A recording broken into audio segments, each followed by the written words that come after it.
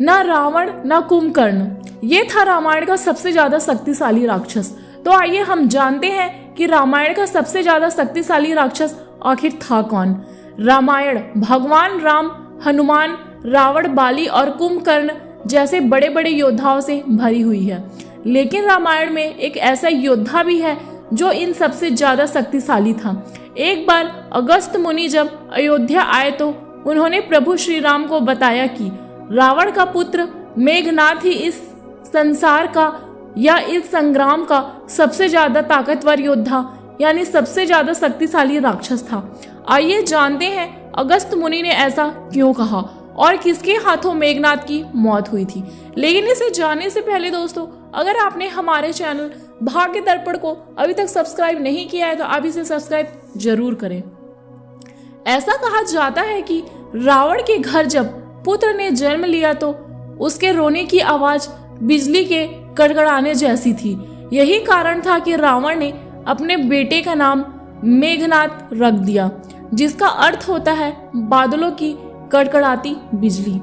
राक्षसों से सबसे बड़े गुरु ने मेघनाथ के अंदर छिपे योद्धा को पहचाना था और उसे युद्ध के गुण सिखाए। उन्होंने मेघनाथ को देव अस्त्रों का ज्ञान भी दिया था, जिससे वो अधिक बलशाली हो गया था। मेघनाथ अकेला ऐसा वीर था जिसके पास ब्रह्मास्त्र समेत पशुपतनास्त्र और वैश्वास्त्र थे। यही कारण है कि वो अकेला राम की पूरी सेना पर भारी था। दानव और देवों के बीच हुए एक युद्ध में रावण के पुत्र मेघनाथ ने अकेले ही इंद्र को पराजित कर दिया था। इंद्र को हराने के बाद वह उन्हें बंधक बनाकर अपने साथ ले आया।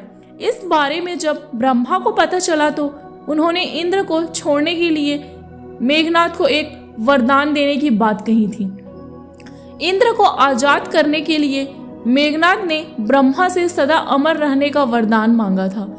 ब्रह्मा ने इससे इनकार कर दिया और उन्हें युद्ध में कभी परास्त न होने का वरदान दिया।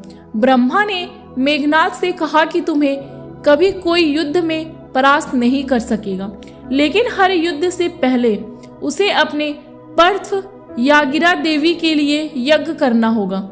ब्रह्मा ने ही मेघनाथ को इंद्रजीत नाम दिया था।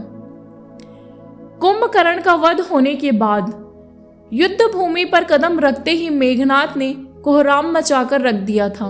अपने मायावी शास्त्रों से उन्होंने राम की पूरी सेना को हिलाकर रख दिया था। भगवान राम से लेकर हनुमान तक मेघनाथ को रोकने में असफल हो रहे थे। युद्ध में मेघनाथ का अंत सबको असंभव लगने लगा था। रावण के भाई विभीषण ने भगवान राम से कहा कि मेघनाथ जब यज्ञ करता है तब उसके पास कोई हथियार नहीं होता है। मेघनाथ को मारने का यही सही मौका होगा। हालांकि ये चाल भी काम न आई और मेघनाथ बचकर निकल गया। बाद में रणभूमि में उसका सर्वनाश लक्ष्मण के हाथों हुआ। अगस्त्य मुनि ने राम को बताया कि इंद्रजीत रावण से भी बड़ा सूरवीर था। लक्ष्मण के हाथों उसका संहार हुआ और केवल वही उसे मार सकते हैं। राम ये बात सुनकर काफी हैरान हुए।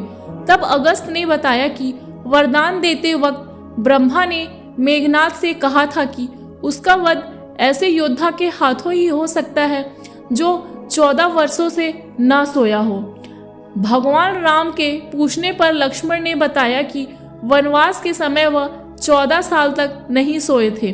वह रात भर धनुष पर बाढ़ चढ़ाए पहरेदारी पर रहते थे। लक्ष्मण ने निंद्रा को अपने वश में कर लिया था। ब्रह्मा के मुख से निकले स्वर शायद लक्ष्मण के लिए ही थे, जिनके हाथों निश्चित ही मेघनाथ का अंत लिखा था। तो ये था दोस्तों रामायण का सबसे ज्यादा शक्तिशाली राक्षस।